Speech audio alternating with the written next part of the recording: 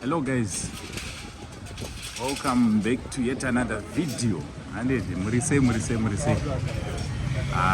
kurise ikoko kuno kwandiri time dziri kuti nguva iko dziri kuti 20 this is 23 past 8 ari sei marunnings right. Timu zhinji ringada kuziva kuti ndiri kubva ndini so kutaura kunoku ndiri kuTanzania, kuDar es Salaam. Ndiri kuDar es Salaam. Saka ndambobuda muhoteo ndikati gandimbostroll, gandimbofamba netsoka ndichitenderera ndichiona kuti which is which.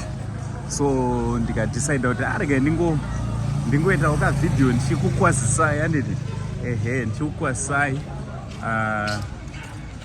otherwise murisei tichazonatsoita mavidheos mangwana ndombokuradzai kuti kuDar es kwakaita sei, but sezva ndiritori mutaundi, so ani tori mutaundi kuno zviri kuno.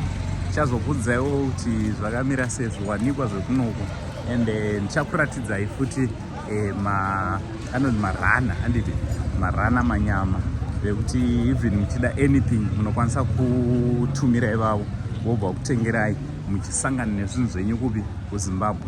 So ndokwandiri kunoku kwandati regai ndimboratidzawo vazukuru vangu kuti zviri kutora nzvimbo.